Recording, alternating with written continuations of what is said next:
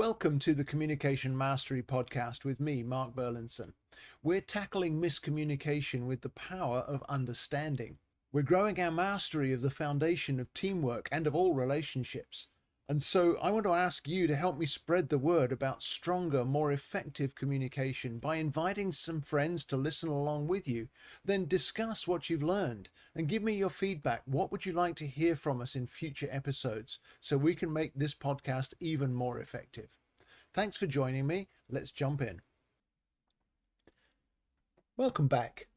This week, I want to talk about the quality of our relationships and the impact that has on life as a whole, because it's so hard sometimes to improve the quality of your relationships.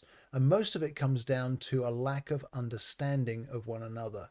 And I've found in my own life that understanding myself more fully and more accurately has enabled me to understand others better, because now I know where I'm starting from.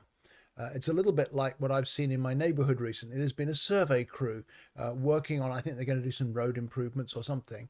But the survey crew have a reference point, and then they have another piece of equipment, 100 yards down the street, and they can establish levels and measurements and all of that by having those different points of reference. It's the same to some degree with communication. If I understand where I'm coming from and how I prefer to communicate, and how that is now, because communication is never static, then I have a reference point to enable me to adapt to you and to connect with you in whatever setting it may be. And when we establish stronger connections in our relationships, then quality of life increases.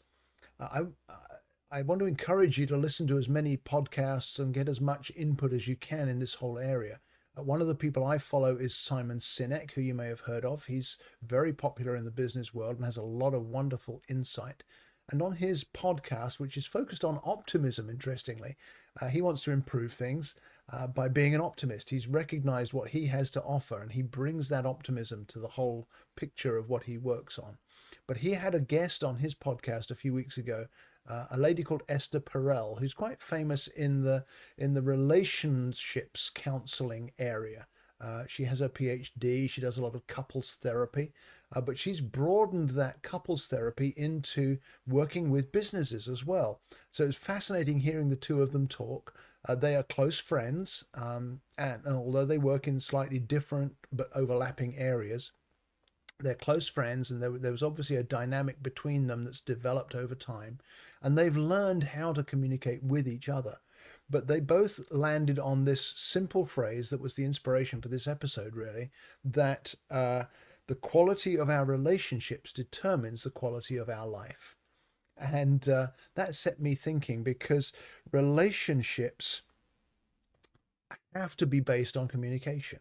That is the fuel of all of our relationships. If there's no communication, there's no relationship. But their scientific work and their psychological work, both of these very clever people, they've discovered that it's not your income level, it's not your work-life balance, it's not where you live, your location. It's not the level of promotion you've achieved. Are you at the top of the ladder, or are you on the first rung? All of those things do have a bearing on our quality of life.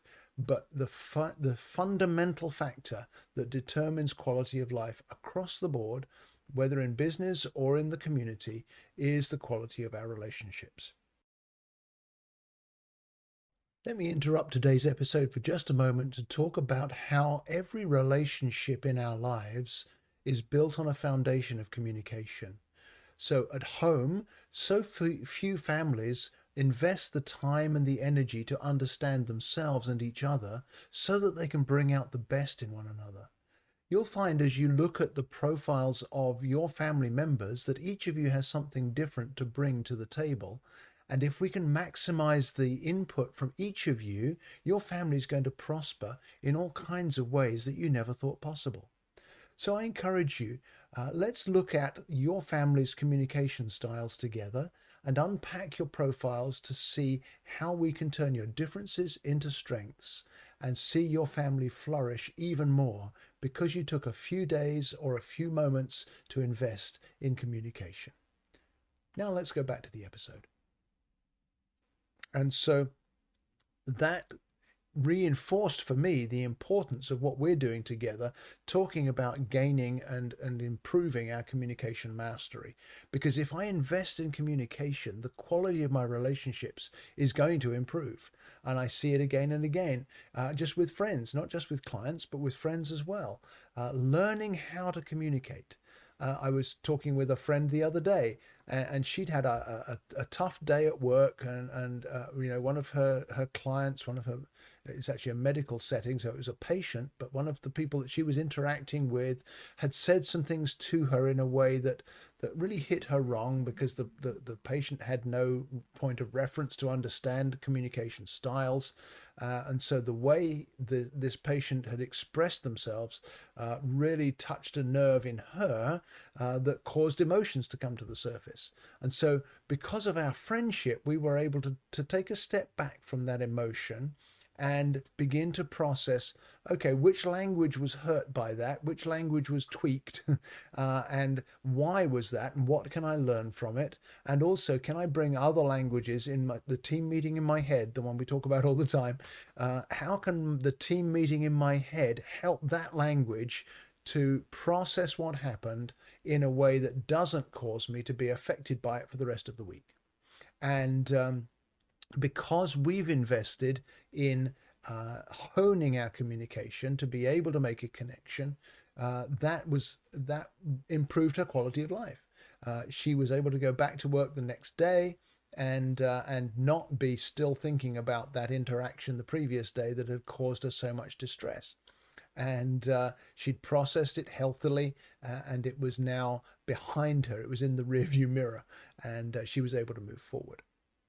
And so maybe you want to Google that Simon Sinek podcast with Esther Perel and pull it up and take a listen, because there's all kinds of very helpful insights in there, all of it based on the effectiveness of communication in building the quality of our relationships. And in that context, what I wanted to leave you with for today was the thought that taking a few minutes to reflect on some key relationships and maybe pick one thing that I could do that will cause that relationship's quality to increase. One communication skill that I've learned by listening to the podcast that I can apply that will meet someone else's need, or answer a question more adequately. Or secondly, if I've got a relationship in my life, in my circle, that's struggling right now, to invest a few minutes in thinking about, why is there a conflict here? Why is there a bit of gravel in the shoe, if you like, in our connection, in our relationship? What is it that I could take out that's causing that conflict? What could I address that would make a difference? Because both of those steps will be valuable to the person that's on the other side of that relationship with you. But conversely, when they thrive, you're going to thrive because you're in this relationship. And so investing time in meeting the needs of another is always beneficial to me as well, because then I get the fullness of who they are in our friendship or in our relationship, rather than the diminished version of them that's caused by distress or conflict or misunderstanding. Let me interrupt today's episode just for a moment to address small business owners, because the challenges of running a business are multiple, aren't they? There's all of the technology that you have to master. There's the staff turnover. There's hybrid and remote work. There's all kinds of different things that you have to consider every day. But sometimes that causes us to overlook the primary thing that really means that your business will succeed, and that is your people. Your most important asset is the people that are running your business alongside of you. And every one of them is different. And so that causes all kinds of potential for misunderstanding or miscommunication, tension in the team. And this is the core issue for small business owners today. It's to understand your people and then to maximize each one's impact and satisfaction in being part of your business. Communication IQ can really help with all of those issues and enable you as a business owner to be more relaxed about how fruitful and effective your team can be. So if it's been a year or more since your team thought about communication, reach out to me and let's see how I could help you put communication back at the center of your business goals so that you see the benefit right away. Now let's go back to the episode. And secondly, in any relationship, there's always going to be a sort of standard fallback position to start from. It's usually connected to the primary communication style of the person you're in the relationship with, where you can meet a need or you can answer a question, you can develop a key that is their specific expression of that primary language, where you can use that key to re-establish a stronger connection whenever necessary, and then build from there into whatever else is needed to repair whatever strain has come in, or to address whatever challenge that the two of you are facing together. So I want to encourage you to invest in the quality of relationships through improving communication, because the quality of your life will improve dramatically as you do that. And again, I find again and again that this is something that my clients tell me, that having a coaching session has really helped them to do that. Or maybe using one of the packages that I offer, the Communication IQ for couples, or even in the business setting, bringing a team together and spending a couple of hours looking at what can we learn from our recent experience.